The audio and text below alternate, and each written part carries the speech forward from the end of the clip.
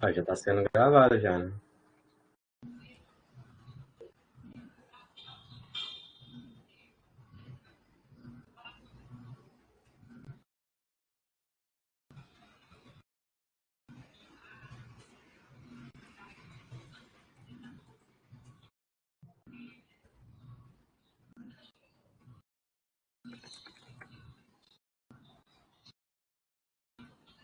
Bom, então vamos a essa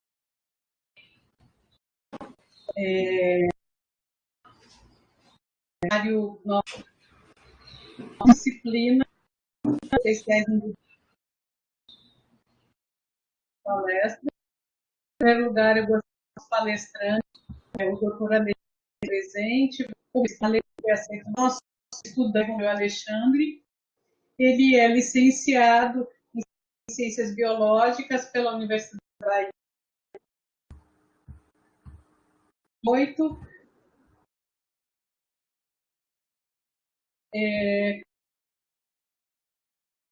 médicos vegetais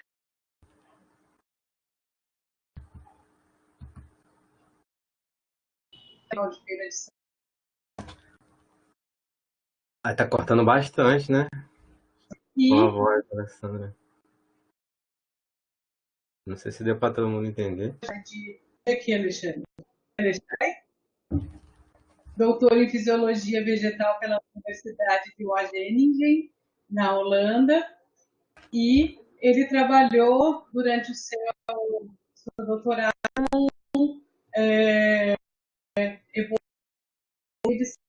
sensíveis à dessecação.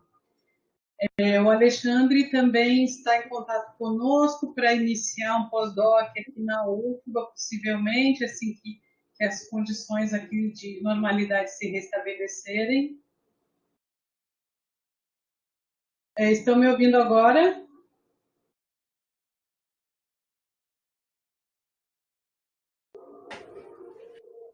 Eu Melhorou? vou repetir a apresentação do Alexandre para que todos conheçam melhor o Alexandre. Então, o doutor Alexandre Marques é licenciado em Ciências Biológicas, é mestre em Recursos Genéticos Vegetais pela Universidade Estadual de Feira de Santana, UFES, e é doutor em Fisiologia Vegetal pela UAG, no investigação evolutiva, genética e fisiológica.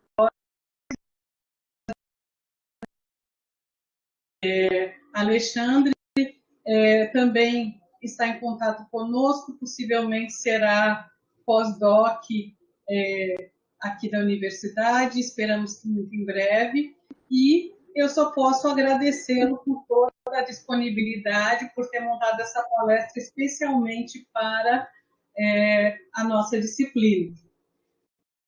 Também aos estudantes que estão presentes, aos colegas do seminário. E sem mais demoras, vou passar a palavra ao Alexandre, né? Alexandre, se você quiser fazer uma breve apresentação, porque eu não sei se todos estão me ouvindo, né? Sim, A sim. palavra é com você. Antes disso, eu queria avisar os presentes que podem aumentar a apresentação do Alexandre no alto. Eu não sei se vocês enxergam no alto à direita, onde tem as setinhas, vocês podem clicar e vai abrir a tela cheia do Alexandre para todos vocês. Vocês estão me ouvindo? Vocês entenderam como faz aqui para aumentar a apresentação? Ok. Então, cliquem aqui que vai abrir a apresentação tela cheia para todos. E agora eu vou passar a palavra ao Alexandre. Alexandre, bom dia, muito obrigada. Muito obrigado, Alessandra, pela apresentação. Muito obrigado pelo convite também de participar desse seminário. É um grande prazer participar aqui e conversar com vocês. Vou apresentar um pouco do meu trabalho também, fazer uma breve introdução também sobre mim, mostrar um pouquinho do que eu trabalhei, principalmente durante o doutorado. E depois vamos entrar nesse tema que eu escolhi para essa palestra aqui, para esse seminário, que não é especificamente um tema que eu sou especialista, mas é um tema que eu achei interessante aprender. Como se palestra você também aprende bastante, eu achei é um tema que eu queria mergulhar mais e vai ser legal apresentar para vocês e discutir com vocês, né?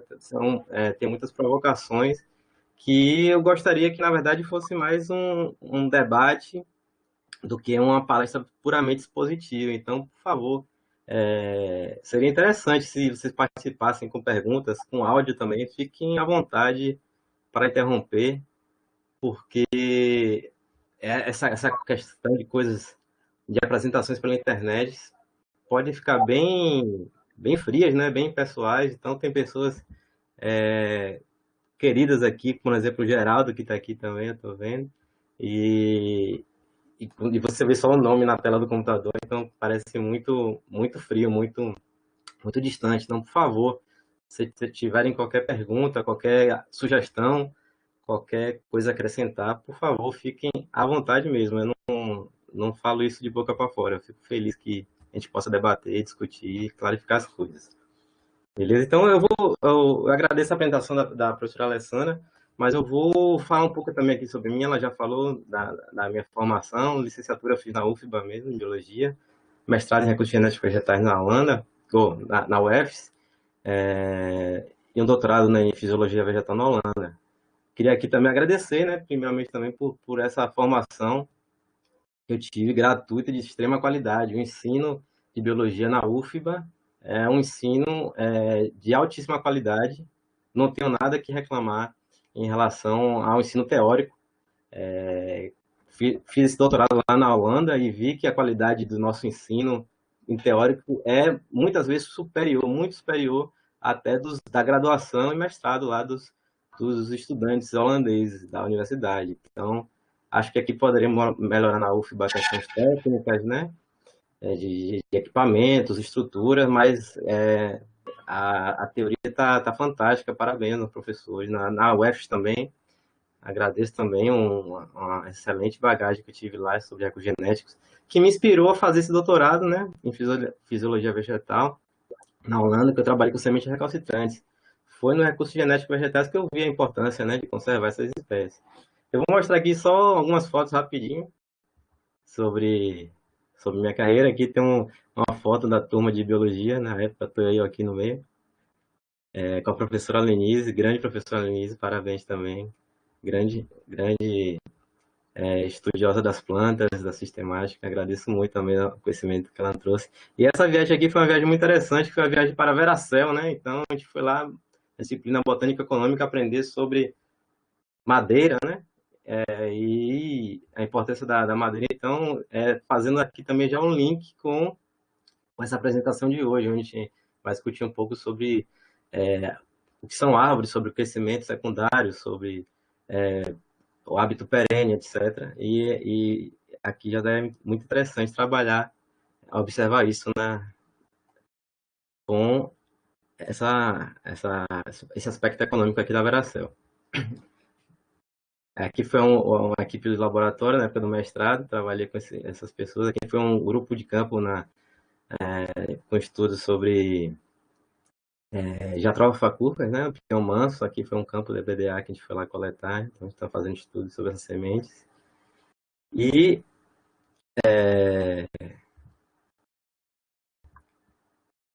aqui o grupo lá da Holanda que eu trabalhei, na época era considerado o maior grupo de sementes do mundo, maior pelo número de pessoas, né?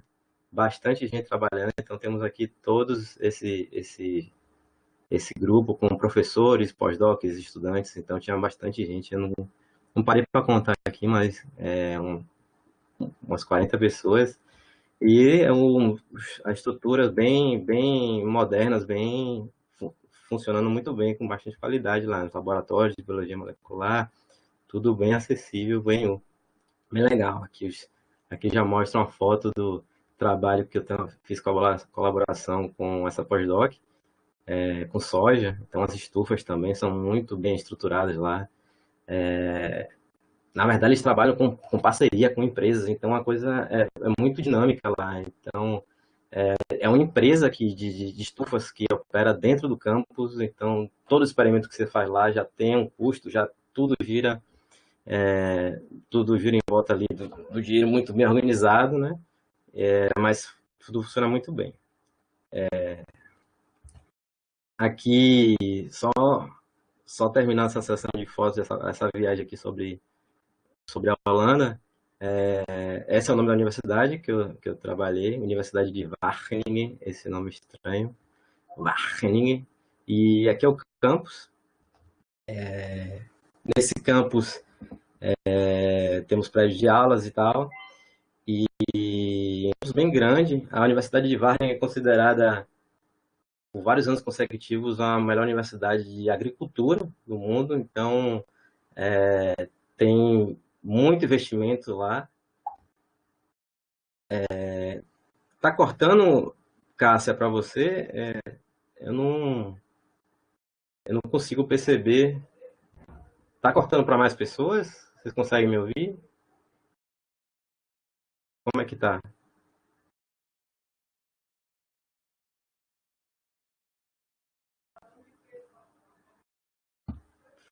Já voltou? Já tá melhor?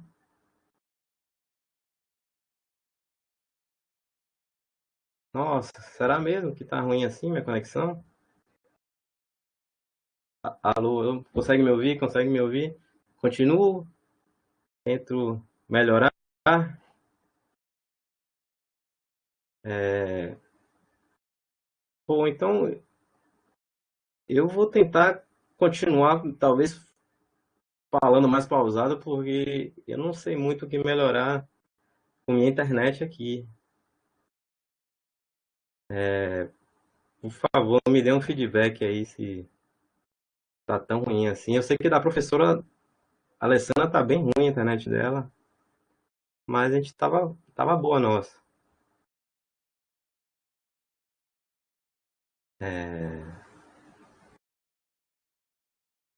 Eu vou continuar falando e. Então tá, beleza, vou continuar. Então, só finalizando essa introdução sobre a estrutura da Holanda, da Universidade de Wageningen. E aqui, dentre todos esses prédios de ensino, prédios de pesquisa, é,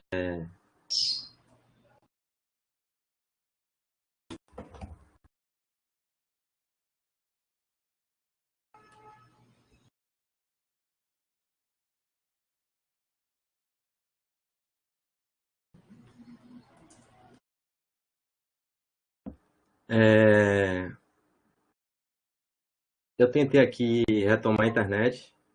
Eu espero que esteja funcionando. Eu não sei se eu devo continuar ou se a gente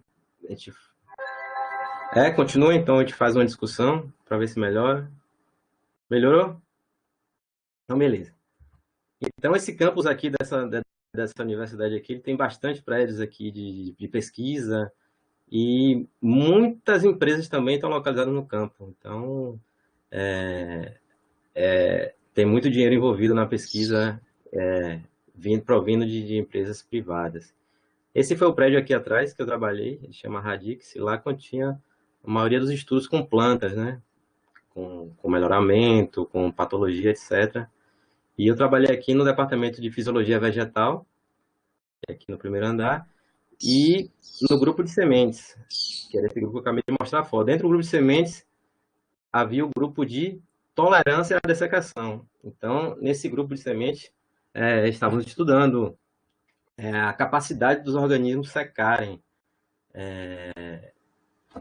que é por si só um fenômeno extraordinário. Você consegue secar, parar a vida e no momento que você reembebe, o organismo volta à vida como se tivesse dado um pause no desenvolvimento. Isso é fantástico. A gente estava estudando, esse grupo estuda os aspectos moleculares, genéticos desse fenômeno, principalmente em plantas. Então, lá se estuda em sementes, que as sementes são capazes de dessecar, perder toda a água e depois germinar e sobreviver normalmente, mas também outros organismos, como plantas, onde o tecido vegetativo, as folhas, são capazes de secar e quando elas reembebem, elas voltam à vida. Mas não só plantas, tem animais também.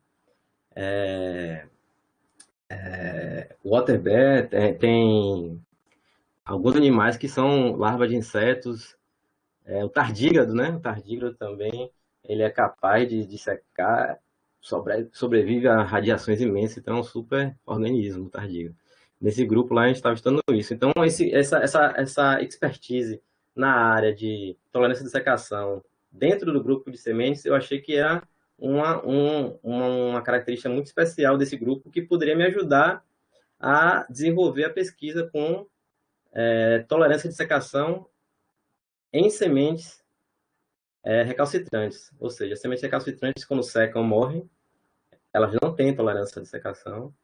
E foi para lá que eu fui fazer essa pesquisa, que culminou aqui com essa tese, onde a gente tentou entender o porquê que essas sementes não secam, por que elas morrem. Então, sementes como do abacate, coco, entre diversas sementes, principalmente que habitam florestas tropicais úmidas, né? Mas pode acontecer em florestas tropicais também, mas elas são muito prevalentes em florestas tropicais úmidas, como Mata Atlântica, Floresta Amazônica. Estima-se que quase 50% das sementes ali, 50% das espécies presentes nesses ambientes, tem sementes que não são capazes de secar. Então, isso traz uma preocupação enorme para a conservação dessas espécies, porque, como vemos, a Mata Atlântica, a Amazônia, são ambientes que estão sofrendo bastante de florestamento, e onde guardar os recursos genéticos dessa região não se sabe. Então, eu trabalhei aí para tentar entender o porquê elas não conseguem secar, tentar secá-las. Então, eu fiz estudos com hormônios, tratamentos, né, cultura de tecidos ali, tentando alterar a fisiologia daqueles tecidos de algumas espécies, para poder fazer com que elas secassem e entender as mudanças moleculares que estavam ali envolvidas com essas espécies, com esses tratamentos. Então, desse doutorado, houve algumas publicações, como essa revisão, onde a gente fez esse estudo para tentar entender a fisiologia, a ecofisiologia das sementes, a biologia molecular, trazendo novas hipóteses, né, de como elas evoluíram. Nesse outro artigo, nós tratamos sementes sensíveis de citros com hormônios e vimos que era capaz de reduzir a tolerância à dessecação. E também estudamos genoma de espécies recalcitrantes, sequenciamos esse genoma dessa espécie de legume que é recalcitrante e tentamos ali entender quais são as alterações genômicas ali envolvidas, possivelmente envolvidas, né? É difícil falar de causalidade, mas possivelmente envolvidas com esse hábito, com essa nova característica, com esse fenótipo que é a sensibilidade à dessecação dessas sementes. Então, trabalhando com a genômica dessas espécies, nesse artigo, nós vimos que essa leguminosa basal, essa Papilionoida, esse Castronosperma australe, quando comparado com outras espécies com genoma sequenciado, né, como temos aqui o cacau, por exemplo, castanha, e nós fomos ali levantar hipóteses, qual a origem, qual a causa, né, qual a característica genética ali que nós podemos observar que está associado ao fenótipo de interesse. Então, observamos que, por exemplo, todos os genes perdidos apenas em espécies recalcitrantes, genes expandidos em espécies recalcitrantes, duplicados. Então, observamos várias características, né? E como a evolução de genes, a taxa de evolução, se eles estão evoluindo mais rápido em espécies recalcitrantes ou mais lento. E a partir daí a gente levantou algumas hipóteses, e como por exemplo essa que está aqui, que é a hipótese da rota de bracinosteroides, que está envolvida no desenvolvimento de sementes. É uma rota bem conhecida, E aqui observamos que é, vários padrões foram observados nessas espécies recalcitrantes, como a evolução mais rápida de alguns fatores de transcrição e outras proteínas dessa rota aqui. Falei isso para mostrar um pouco do que eu vim trabalhando, minha bagagem, e também como surgiu esse interesse de trabalhar com esse tema de hoje, de entender esse tema de hoje, como funciona a evolução das árvores. Então, vocês viram aqui que eu trabalhei com uma característica complexa, que é a tolerância de secação. Então, a tolerância de secação, ela vem sendo estudada faz bastante tempo, e já se sabe muito sobre essa característica, mas é uma característica bem complexa. Então, para o organismo secar, envolve a coordenação de diversos fatores, como redução do metabolismo, como parar a divisão celular, quiescência, etc. E entre outras coisas, né? Acúmulo de açúcares, fazer um citoplasma que acumule mais açúcar e previna que a célula se deforme. Então, tudo isso está envolvido na neurossecação e muito mais que a gente tem para aprender, né?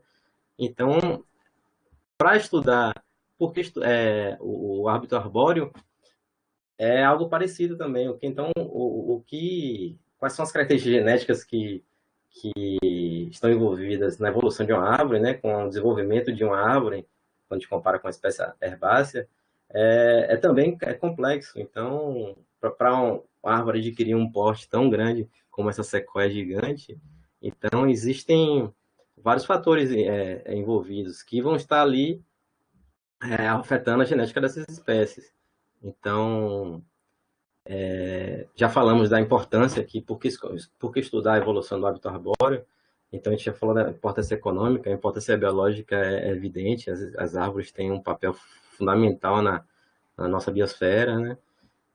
Então, temos interesse também em entender a evolução, a ecologia dessa espécie, mas aqui vamos tratar do desenvolvimento, a gente quer entender como a genética dela está atrelada ao desenvolvimento do organismo.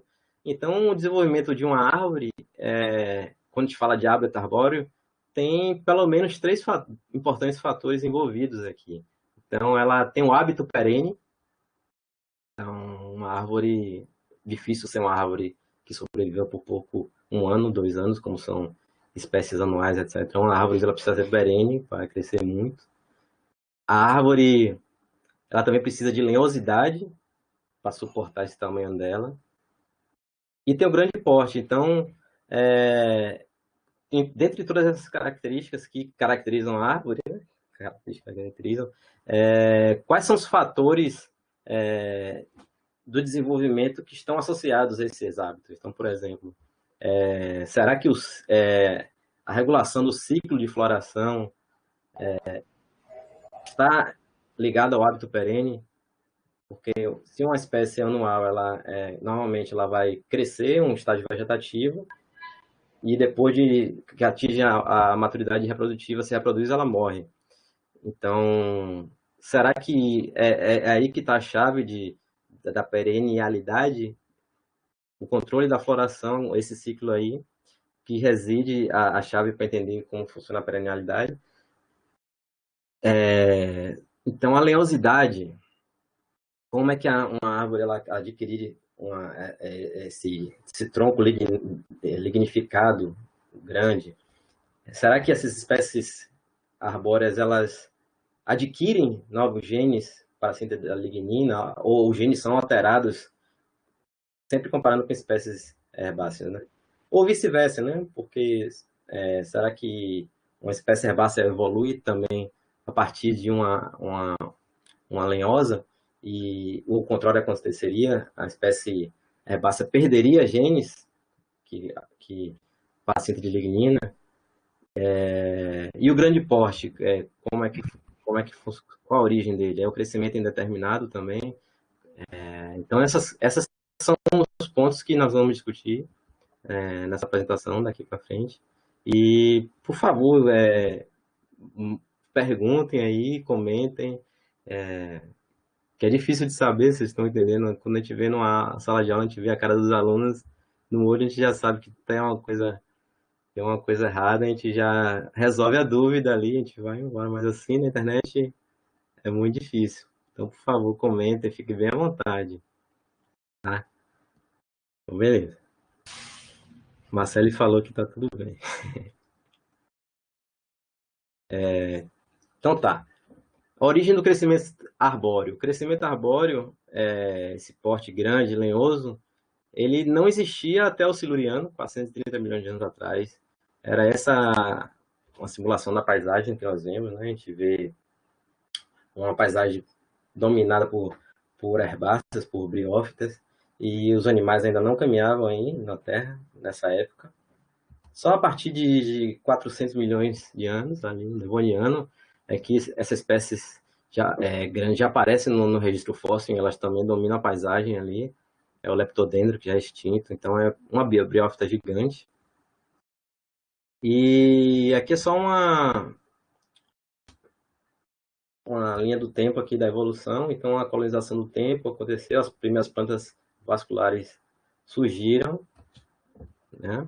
As gimnospermas, coníferas vieram depois de muito tempo vieram as angiospermas e irradiaram para essa diversidade imensa que nós vemos hoje.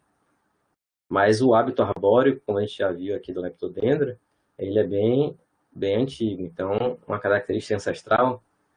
Então, será que essa característica que nós vemos aqui no leptodendro, que esse crescimento, essa lignificação, essa indeterminação, já foi herdado para todas as angiospermas e o que nós vemos hoje na natureza são variações, inovações desse mecanismo ou esse hábito arbóreo, essa linhosidade evoluíram de novo, né?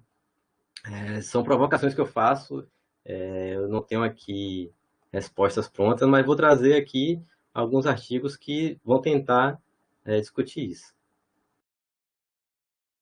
Se aí no leptodendro já tinha lignina, o que temos são fósseis. Admito que não tenho essa informação para dizer que se nesse fóssil for analisado já era lignina aí presente. Realmente não sei. Aceito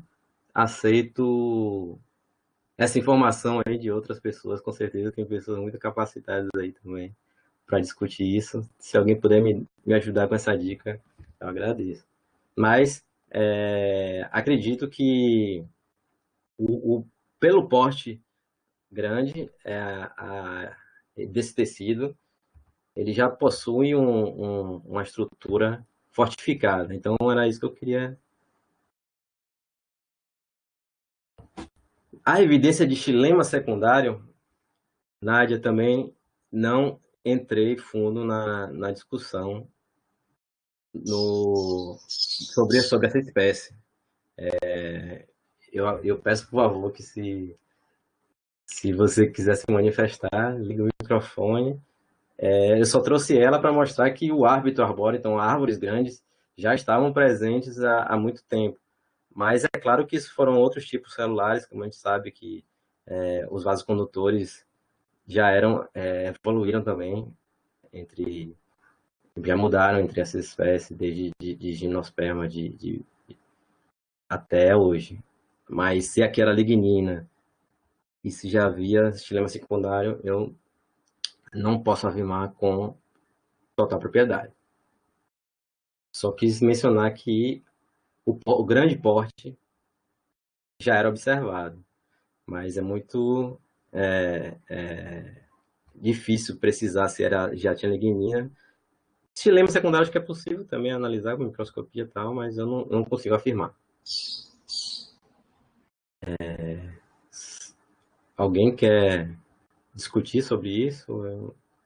Eu admito que me limito aqui a prover mais informações sobre isso.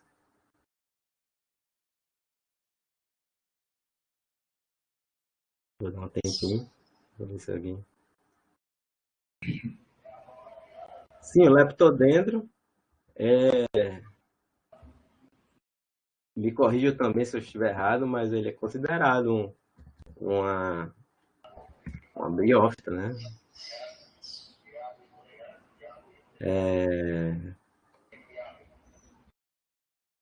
Sim, diria que sim.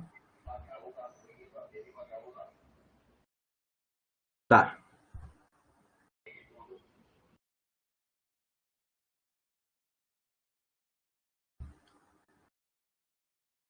vou continuar aqui então.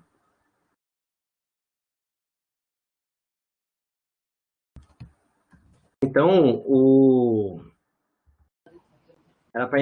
eu gostaria de entrar nessa discussão aqui. Uma boa notícia, são 10 minutos. 10 minutos. Tá. Eu acho que Eduardo Mendes está com o microfone aberto. Os dados que a gente já mostrou, né? 15 slides. Bota o comentário aqui. Eu poderia mandar uma mensagem para ele. Então, a distribuição de espécies arbóreas dentro de Eudicotiledôneas ilustra que árvores não representam um grupo monofilético. Então, se a gente observar essa árvore aqui, a gente observa que esses pontos vermelhos são espécies arbóreas e nós não vemos um claro sinal de um sinal monofilético aqui nesses grupos, né? Então, a gente vê que a maioria das arbóreas está aqui nesse grupo de rosídeas, mas não há sinal de monofilia. Mas outro ponto interessante aqui é as monocotiledôneas, né? Então, é raro observar árvores em cotiledôneas, as palmeiras são exceções, então temos aqui uma exceção. Então, mas isso aqui torna também muito interessante o estudo dessa característica. Então, o hábito arbóreo, a lenhosidade foi perdida nesse grupo, então aqui temos um sinal, uma evidência mais clara e podemos aqui também estudar, né? Então temos muitos genomas de monocotiledôneas sequenciados e podemos comparar ele com outras espécies e ver, por exemplo, genes perdidos e associar com a perda da lenhosidade. Então, espécies lenhosas, elas já foram observadas e elas podem ser derivadas de ancestrais herbáceos e vice-versa, ancestrais herbáceos evoluir para lenhosas e lenhosas para herbáceos. Então, esses estudos com essas espécies, por exemplo, aqui, essas soncos, mostra que, por exemplo, essa característica ancestral herbácea evoluiu em ilhas, né, na Macronésia, para espécies lenhosas, um porte arbóreo arbustivo. E esse fenômeno também foi observado em outros grupos também, né? Ilhas são um laboratório de evolução, é muito interessante, né? Estudar a evolução em ilhas. Acontecem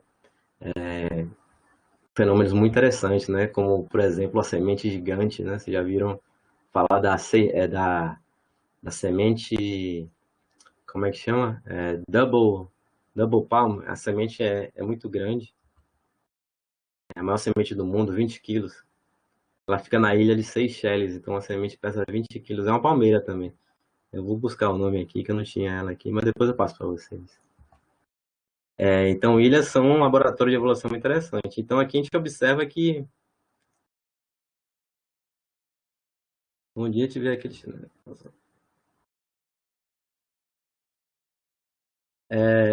Então, beleza. Sabemos que temos evidência que espécies lenhosas evoluem a partir de herbáceas para lenhosas. E agora, por exemplo, se queremos estudar isso, se esse é o nosso tópico de doutorado e queremos fazer uma pesquisa sobre como evolui a lenhosidade, como evoluem as árvores, a gente podia levantar hipóteses, como estudar essas alterações genéticas que resultam nessas alterações fenotípicas. Então, a gente levantaria, por exemplo, hipóteses aqui, e faríamos estudo com transcriptoma, proteomas, poderíamos ver quais genes, quais proteínas estão sendo diferencialmente expressas entre tecidos lignificados, né? Ou que darão origem a tecidos lignificados, comparando com tecidos não lignificados, e isso poderia dar uma ideia de quais genes participam, mas também queremos entender a característica herdável, onde no genoma está lá marcado, tá lá escrito, entre aspas, a história evolutiva que mostra as alterações associadas a esses fenótipos. Então, a gente pode supor que existem mutações em regiões promotoras que vai alterar a expressão desses genes, e isso vai alterar, por exemplo, a localização do gene e a quantidade de transcritos ali. Isso pode ser responsável pelo fenótipo, um fator causal. Ou pode ser realmente na região codificante, se tiver uma mutação ali no fator de transcrição, que realmente altere ali essa estrutura dessa proteína, desse fator de transcrição. Ou o que pode acontecer, outra hipótese, é levantar duplicações. Será que duplicações dos genomas, duplicações gênicas, então, que estarão levando a essa mudança de hábitos? Então, a gente estudaria espécies herbáceas e arbóreas e perceberíamos que genomas estão duplicados. Então, espécies de plantas, elas possuem muitas duplicações, elas aceitam, né, muito bem as duplicações. E será que é esse o fator causal dessa mudança de fenótipo? Então, outras hipóteses a gente pode levantar, como translocações, perdas gênicas, e para tentar entender isso. Eu trago aqui um exemplo que eu acho fantástico, que é esse da Zostera marina, né? A Zostera marina é uma planta, uma monocotiledônia, que era ancestralmente terrestre, e depois ela passou a ser aquática. Então, o estudo do genoma dessa espécie mostrou com bastante elegância, eu acho, aqui, que algumas rotas metabólicas que são importantíssimas no ambiente terrestre acabaram sofrendo, acabaram degenerando e acabaram perdendo genes importantes no ambiente aquático. Então, aqui a gente tem, por exemplo, a rota metabólica envolvida na regulação dos estômatos, né? Para que estômago no ambiente aquático? Não faz sentido. A respiração no ambiente aquático ali, por difusão, talvez. E o terpeno também, então o pólen também, a polinização não vai funcionar igual ao ambiente terrestre. Então, esses genes aqui foram perdidos no genoma das espécies, e eles trazem uma causalidade para explicar o fenótipo observado. Então, agora entrando, o que a gente já sabe, o que é que tem na literatura, eu admito que pode existir informações que não estão contidas aqui, mas essa foi um estudo que eu fiz, que eu preparei para essa palestra. Então, por favor, se vocês quiserem contribuir e souberem de outros fatores genômicos envolvidos com o desenvolvimento arbóreo, por favor, fique à vontade para colaborar aqui. Então, nesse estudo aqui, nesse artigo, os autores observaram o tamanho do genoma, aqui no eixo X, o tamanho do genoma, e no eixo Y, o número de genes. Aí temos coloridos espécies de gimnospermas, que apresentam sempre um genoma bem grande. Ainda é um mistério porque isso acontece. E aqui temos aqui as angiospermas, em vermelho. Em azul, as que não são árvores. Então, aqui todas as árvores estão aqui também. E as não árvores aqui. Então, a gente não se observa um padrão claro entre tamanho de genoma e o hábito arbóreo, não. Fica aqui meio misturado. Mas aqui, ó, então a duplicação genômica, o tamanho genômico por si só não explica o hábito arbóreo. Mas esse artigo também aqui, de forma parecida com o artigo da Zostera, mostra bem interessante a perda de alguns genes nos genomas de espécies de cotiledôneas, de monocotiledôneas. Então, a perda de genes envolvida na formação de madeira, essa rota aqui, ele mostra também a perda de genes em genomas de diversas espécies sequenciadas de monocotiledônea. Muito interessante também observar isso. Então, nós vimos como aquele fenótipo é perdido, então, de espécies arbóreas lenhosas, evoluíram as monocotiledôneas e, provavelmente, com a perda de genes associada à síntese, né, de lignina e provavelmente outros compostos celulósicos. Aqui agora eu mostro um artigo que também é muito interessante. O artigo ele trata desse gene NOX e essa rota de regulação entre essa proteína NOX e e o hormônio citocinina. O artigo ele cita, ele argumenta que esse módulo, esse regulatório, ele já era importante antes da origem das plantas vasculares.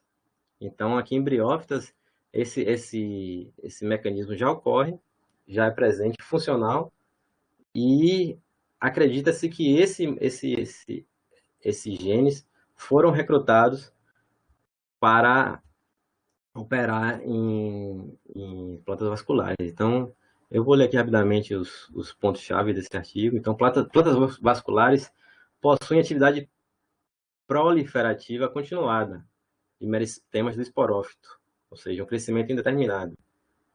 Já briófitas, elas desenvolvem e quando ela atinge a formação do esporângio, o órgão reprodutor, ela cessa o crescimento e para. Então, o crescimento é determinado. Já a própria briófita aqui, nesse artigo aqui, ele mostra que esse gene aqui ele já é importante em produzir esse alongamento do esporófito aqui. Continuando, a regulação genética da determinação é bem caracterizada em angiospermas. Então, ela envolve esse gene de NOX que eu falei, a citocinina, e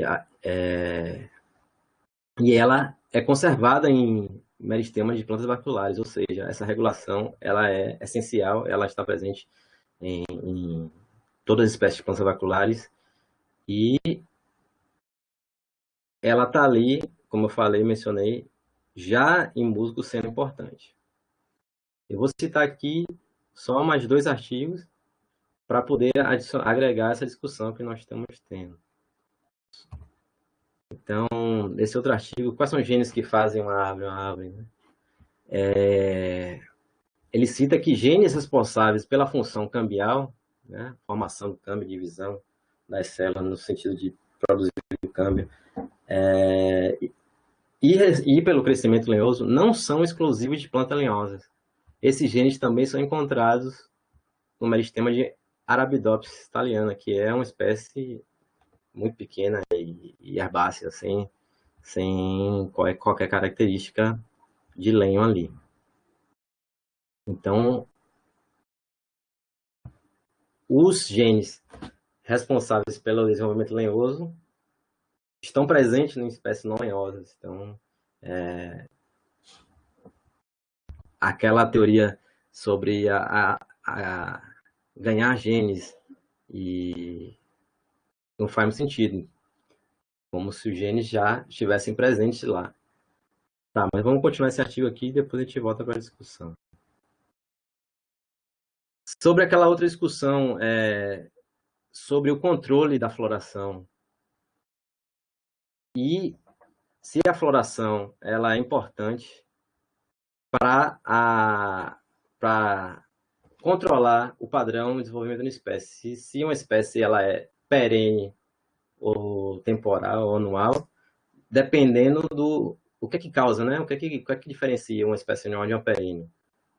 Será que é a floração, esse controle de florir e não morrer, né? Então, flore e volta para o estado vegetativo. Onde é que está essa regulação? E esse artigo aqui, ele mostra que de fato, comparando diversas espécies de Brassicácea perene, nesse caso aqui a gente está mostrando espécies perenes não arbóreas. Então, é importante distinguir os dois fatores, né? Nem toda espécie perene é arbórea. Então, essa planta aqui, ela é herbácea, ela não tem lenha, mas ela flore e volta ao crescimento vegetativo, volta assim sucessivamente. E nesse artigo, eles acharam um fator causal aqui para essa variação fenotípica entre plantas anuais e perenes, justamente na regulação, na região promotora desse gene FLC, que é um gene muito conhecido, muito caracterizado, responsável pelo controle da floração em plantas. Então, foram esses artigos que eu selecionei para trazer para essa discussão aqui. E, então, só lembrando aqui que no começo a gente trouxe essa discussão aqui, né? Sobre o que é uma árvore. Então, a árvore precisa ter hábito perene, né? Ela tem a leosidade e o grande porte. Então, com base nesses artigos que a gente apresentou, a gente pode discutir agora claro que são pesquisas também continuam em andamento, mas a gente já consegue perceber alguns fatores importantes, né, como o controle da floração, por exemplo, é importante no hábito perene, os genes responsáveis pela leosidade, eles estão presentes nas plantas herbáceas também. Então, eu mencionei aquele artigo antes, né, na perda de genes em monocotiledôneas, mas fica tendencioso, né, porque a gente tende a acreditar, a gente tende a pensar que uma característica é ganha ou perdida juntamente com quando o gene também a gente ganha e perde aquele gene, não é? Então, as monocotiledôneas perderam o gene e é por isso que elas perderam o hábito lenhoso. Então, funciona sempre assim, mas isso a gente já viu aqui também que não é verdade. Então, as espécies, elas estão ali, elas têm presente também os genes responsáveis pelo crescimento lenhoso e elas podem evoluir para árvores, como a gente viu aqui, nessa espécie de soncos, elas podem evoluir para árvore e vice-versa, e não necessariamente esses genes são perdidos ou ganhos, entendeu? Então, o que pode acontecer também é regular, como a gente viu no caso do FLC, que a região promotora desse gene é que ela está sofrendo alterações, então é a expressão desse gene que vai mudar. A região codificadora do gene está perfeita, a proteína está perfeita, mas o promotor que controla a expressão desse gene, ele vai estar mudando e isso vai estar alterando o fenótipo. Então, a gente não pode ficar pensando só na perda e ganho de genes para controlar o fenótipo. Eu acho muito interessante a analogia com o desenvolvimento de insetos, né, que sofrem metamorfose, né? Então, de larvas para pupa e todas aquelas formas, todas aquelas informações, todos aqueles fenótipos estão ali escritos no mesmo genoma. Eu acho impressionante isso, né? Como um só genoma comporta tantos fenótipos diferentes. Então, eu queria fazer essa associação, essa provocação aqui com vocês e pensar que talvez, será que o genoma de uma espécie arbórea e uma espécie herbácea já contém informações ali presentes e essas informações elas vão sendo alteradas de acordo com o ambiente em que elas estão evoluindo ali. Claro que o processo evolutivo, a gente conhece as premissas de seleção natural, etc., mas o que vocês acreditam? Eu queria, por favor, que a gente levantasse a discussão. O que é que vocês acham? Que essas espécies já contêm um repertório lá e elas estão evoluindo para árvore e plantas e escolhendo apenas os genes que elas vão evoluir, que elas vão utilizar na situação. Aqui termina assim a apresentação com essa imagem. Eu acho que também essa visita lá ao Parque das Sequoias Gigantes influenciou também a essa, a esse tema que eu estou trazendo hoje. Se vocês tiverem mais alguma dúvida também que a gente não resolva agora, uma sugestão ou qualquer coisa, por favor, me manda um e-mail. Aqui tem o site com os artigos lá e eu vou terminando por aqui. Agradeço aí a companhia de todos, o convite da professora Alessandra, professor Eduardo Mendes e por favor, perguntem e comentem. E, bom, é isso.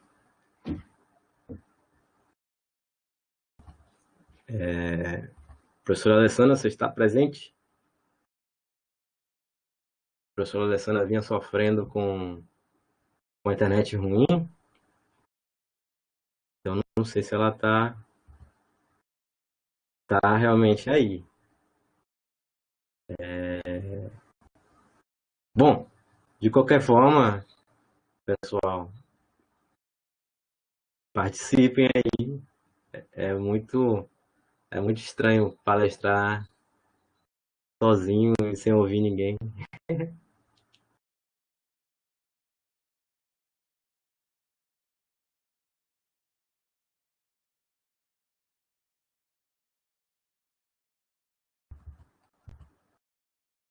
Me ouve? Alô?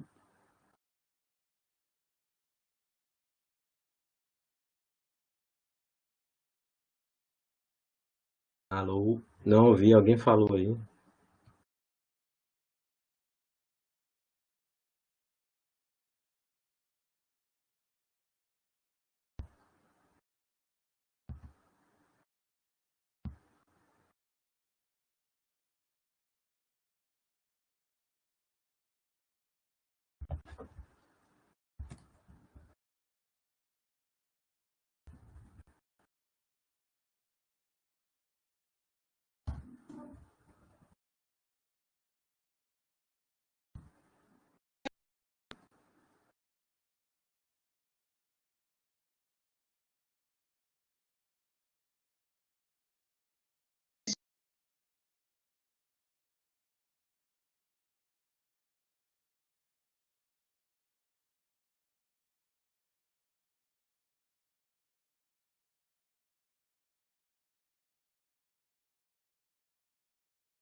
Eu não tô ouvindo não.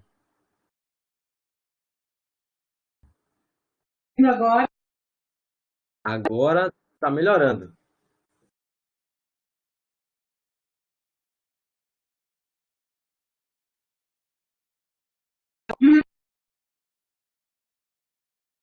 outro.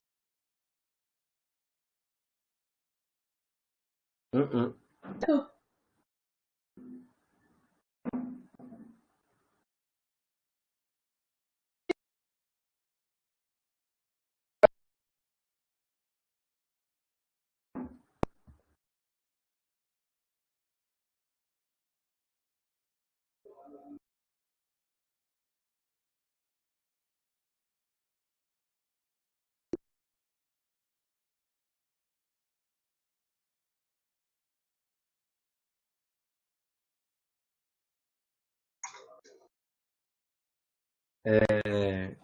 Minha câmera também parou aqui, mas eu tô ouvindo aí. Não sei se vocês quiserem digitar, perguntar, com áudio, com texto.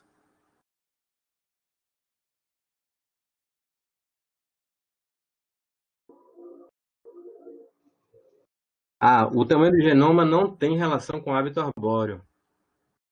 Então, não, pelo menos com essa análise, né, que foi feita, né, nesse estudo. Pena que eu não consigo mostrar de novo aqui. Não vai dar para ver, mas não, assim, a gente observa que os genomas de gimnospermas são muito grandes, tem variação muito grande também entre angiospermas, não no tamanho do genoma, mas na quantidade de genes, né? Mas o tamanho por si só não explica, não.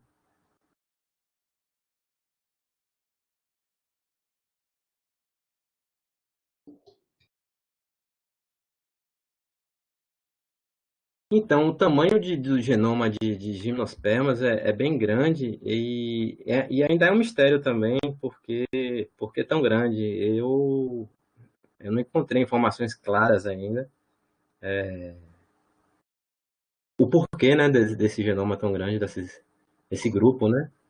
Mas se pudéssemos especular, eu diria que um genoma maior permite mais versatilidade, né? Um maior repertório de possibilidades, né? Se você tem variações de nicho, se você tem mais recursos, um maior genoma talvez ajudasse com isso, né? A se adaptar a diferentes ambientes, mas é por especulação.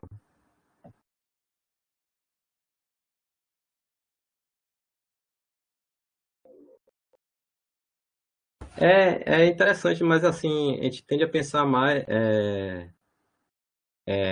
como essas características de adaptação, não só pelo tamanho do genoma, mas pela quantidade de genes, né? Porque, claro que o genoma contém muitas informações ali, a mais que a região codificante. O genoma não é só a região codificante, né? Não é só as proteínas que estão ali.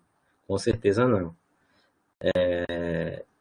Mas eu diria que um repertório de gênico maior, como a gente observou em angiospermas, com espécies com muitos genes, 80 mil genes, isso traria eu acredito que isso sim que traria talvez mais uma flexibilidade de adaptação maior, uma flexibilidade genética maior. Mas também um genoma maior, sim, eu acho que ele trabalha nesse sentido, né? Você tem um genoma maior, fruto de duplicações também, muitas duplicações possivelmente, isso também vai acontecer. Mais DNA, mais possibilidades.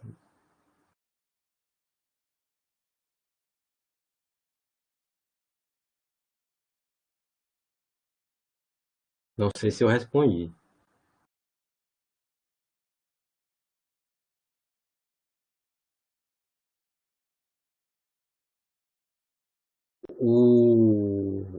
Se esse tipo de estudo é realizado na UFBA no Brasil, sobre o tamanho do genoma em espécies. Alessandra, ou Alessandra não, Ana Carolina, me perdoe a falta de informação nesse sentido. Eu não posso te dizer agora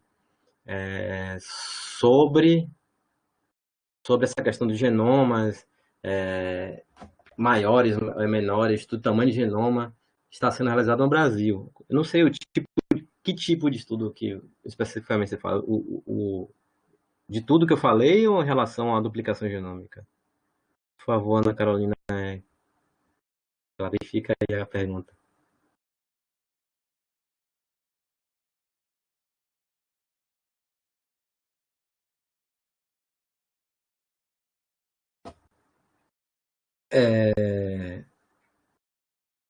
Tá. Na minha linha de pesquisa específica com sementes, do que eu trabalhei durante o doutorado.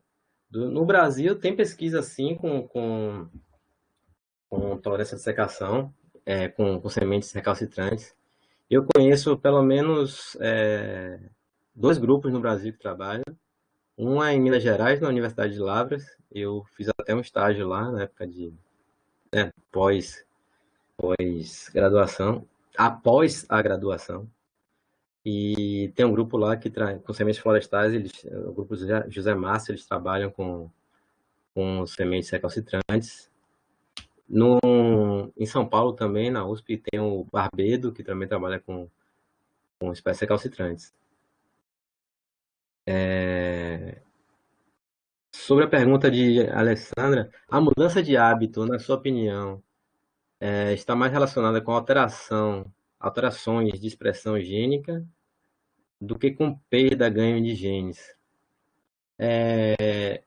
Bom, perda e ganho de genes, eles podem também significar alteração na expressão gênica, né? Então, se a gente perde o gene, a gente perde a expressão gênica. Se a gente ganha genes, a gente pode estar ganhando a expressão gênica, mas também pode estar duplicando a expressão gênica, né? Se esse gene ele se duplica e ele pode ter duas cópias. 11 horas, 11 horas. Duas cópias daquele gene. Mas para precisar, de fato, o que acontece na evolução dessas espécies é muito complicado, é muito difícil. A evolução do hábito de herbáceo para lenhoso evoluiu muitas vezes, em diversos clados diferentes. Então, cada passo evolutivo desse é um fenômeno novo, né? Então, é difícil generalizar e é difícil precisar o que é que aconteceu de fato para aquela espécie se tornar lenhosa ou não. Mas se eu for pudesse apostar, eu apostaria que no caso da perda de genes pode estar associado, sim, como a gente já mostrou nas monocotiledôneas, a perda está lá associada com a perda de oleosidade, mas no caso de ganhos vindo de uma herbácea para uma arbórea, eu acredito que não seria um ganho de genes, mas como esses estudos com a Arabidopsis mostraram que os genes responsáveis pela oleosidade já estão presentes em espécies herbáceas como Arabidopsis, então eu diria que esses genes, eles foram, a expressão deles simplesmente alterou, eles foram recrutados, né? O gene estava lá presente, mas talvez numa forma de pseudogene, sem ser expresso, e aí eles seriam recrutados para operar novamente. Então, ela seria uma espécie ancestralmente lenhosa, e aí esses genes sofreram algumas mutações, eles deixaram de ser expressos, mas estão lá intactos no genoma, e aí eles voltam a ser expressos quando necessário. Fica horrível falar, mas eles voltam a ser expressos, e aí eles podem se adaptar a um hábito arbóreo novamente.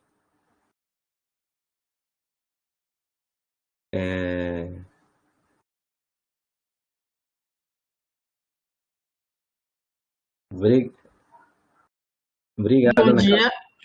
Bom dia, Edilene. Oi. Oi, tudo bom? Primeiro, obrigada. Gostei muito da sua fala, né? E algumas coisas assim que eu nunca tinha visto, nem ouvido falar e tal, achei bastante interessante. Eu sou aluna de doutorado, estou no primeiro semestre e eu trabalho com algas, né? E ouvindo você falar, eu fiquei pensando assim, se você teria se teria algum estudo relacionado ao genoma de algas nessa relação com as plantas terrestres, né? Se teria algum estudo, de repente vendo essa questão evolutiva mesmo, nessa conquista do ambiente terrestre, se, não sei, alguma coisa em relação a isso, sabe? Fiquei pensando aqui, foram coisas que eu fiquei imaginando, ouvindo você falar, né? Uhum. Se teria alguma relação, né, de genoma, tamanho de genoma, os genes que se expressam, se tem muitas coincidências, muitas divergências, né, em relação a esse ambiente aquático, ambiente terrestre. Se você poderia falar alguma coisa sobre isso. Certo, certo. Não, muito interessante. Pesquisa com algas também é muito interessante. Essa questão da conquista terrestre é como se fosse uma saga épica, né? A conquista do ambiente terrestre. E é de fato, né, muito importante. Existem sim estudos genômicos que mostram essa transição. Eu tenho um amigo meu até que eu conheci na UFBA, ele trabalha em Minas Gerais agora, na UFMG. O nome dele é Luiz Eduardo Delbem. Acho que se você me mandar mensagem depois, eu posso te mandar artigos dele, por exemplo, ou outros, que ele estuda isso, a transição para ambientes terrestres, e mostrando a importância de alguns genes, como, por exemplo, genes de parede celular, outros genes que já também haviam em algas, antes da terrestrialização, era alguns genes se eu não me engano, na rota do ABA. Então, algumas rotas hormonais já estão presentes no ambiente, nas algas, e foram recrutadas ali para a evolução das plantas terrestres. E tem vários fatores interessantíssimos que envolvem isso. Um fator que é muito importante e pouco se sabe ainda é essa questão da dessecação. Eu acredito, isso é opinião minha, pessoal, que a terrestrialização passou pela tolerância à dessecação. Então, para uma alga sobreviver no ambiente terrestre, sem ter sistemas de transporte, né, sistema vascular, sem conseguir buscar água em lugar nenhum, ela tinha que experimentar ambientes, períodos de seca, e a única forma que eu consigo observar isso, ou é se mantendo úmido, ou seja, talvez uma associação com líquens ali garantisse essa umidade constante, ou a tolerância de secação, que especulando também talvez pode ter sido aprendida, entre aspas, com organismos que já eram terrestres há muito tempo e tolerância à secação, como bactérias e fungos, eles já habitavam a Terra há muito tempo e já eram capazes de secar. Então, essa associação com algas e líquens também é muito interessante, né? Muito próxima e pode trazer muitos insights aí de como, de fato, ocorreu essa, essa transição. Eu acho muito interessante esse tema, mas eu acho que eu fico por aqui com minhas especulações e o que eu sei. Mas eu posso te passar artigos sobre isso. Obrigada. Sim, sim, acho que seria muito interessante. Vou querer, sim. A gente pode entrar em contato. Tá bom.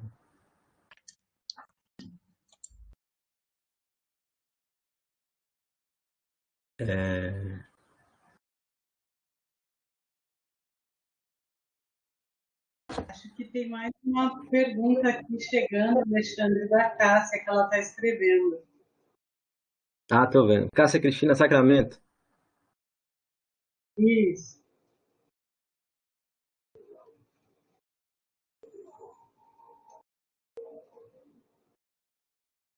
Quer falar não, Cássia? Mais fácil. Ela não ativou o microfone, ela colocou só o. Fico pensando Só se o essa áudio. mudança de erva-árvore e vice-versa está ligada com uma divisão dos tecidos. Uma forma, está ligada com a forma de divisão dos tecidos. Eu não entendi o que você quer dizer com divisão dos tecidos.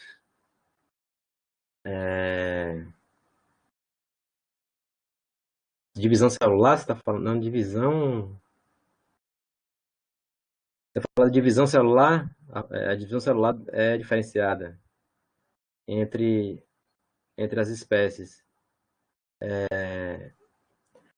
Acho que ela está falando de diferenciação dos tecidos, é isso, Cássio? Diferenciação dos tecidos. É isso de Certo. diferenciação? Eu acho que entendi, sim, sim. Sim, a gente sabe que a divisão celular que vai formar o câmbio, por exemplo, ela é diferenciada. As células que vão originar o tecido vascular, depois que elas vão ser liquidificadas, elas são diferenciadas. Mas isso com certeza acontece. Mas aí a pergunta que reside é: quais são os mecanismos regulatórios que levam a essa diferenciação? Então, o genoma está lá, ele tem aquele repertório de células que ele pode recrutar e diferenciar, né? Por exemplo, nosso corpo tem células do sangue, que podem ser células brancas, vermelhas, e aí o fator de transcrição lá, hormônios, vai levar à diferenciação daquela célula. Isso é que a gente precisa, a gente está tentando entender qual gene ali que determina que ela vai agora ser um traqueide ou não. E é isso que a gente está precisando entender ainda, mas existe variação na forma de visão, sim, com certeza. Existe. Não sei se eu respondi também.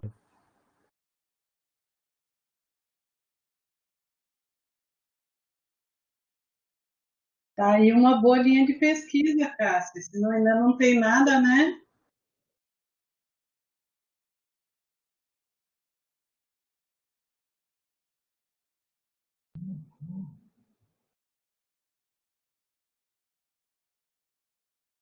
Sim, sim. É madeira morta, mas você consegue estudar assim quando a célula, antes de ela morrer, ela já se engajou como é que eu digo, numa rota, um caminho de diferenciação que a gente pode estudar. Enquanto ela está viva, a gente vai ver que ela vai se diferenciando. A gente pode estudar também a epigenética dessas células, ver quais são as regiões do genoma, quais são os genes que estão sendo metilados, etc. E tentar entender como é que essa diferenciação ocorre. Isso também é uma linha de pesquisa muito interessante, que com certeza vem sendo bastante estudado em plantas modelo, como Arabidopsis, mas que em outras espécies se sabe pouquíssimo, né? Então, a planta modelo para estudo de leosidade é o Populus, né, Tricocarpa, mas na própria Arabidopsis a gente consegue observar também a gente consegue encontrar muita informação também sobre isso.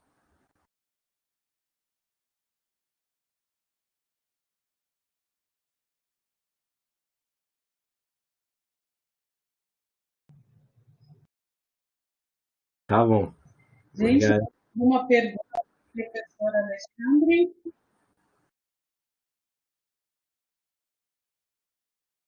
É, A Carol está escrevendo. Cássia também mandou e-mail lá também para mim. Talvez a gente discutindo isso com mais calma possa ficar mais clarear melhor também as outras ideias, que eu tô vendo que você tem muitas ideias em relação a isso. Obrigado, Ana Carolina. Obrigado, Bom, Cássia. gente, Todos não presentes. temos mais perguntas. Eu vou agradecer bastante a presença aqui do Alexandre conosco, agradecer muito pela sua palestra. Espero recebê-lo aqui na UFBA em outras oportunidades, que você participe conosco, que você esteja presente em outras disciplinas do programa com maior frequência a partir de agora, então. Alexandre, muitíssimo obrigada. Agradeço aos estudantes que estão aqui presentes. Na próxima quarta não teremos palestra, porque teremos a disciplina condensada de modelagem de espécies, mas no dia 7 de outubro estaremos de volta, e aí em dose dupla, duas palestras para que a gente recupere, né, e volte à nossa rotina. Gente, muito obrigada. Alexandre, muitíssimo obrigada. Aos alunos, aos colegas que estiveram presentes, obrigada também. Espero contar com a presença de todos novamente no dia 7. Obrigado. Prazer todo meu. Obrigado pelo convite. Até a próxima. Até.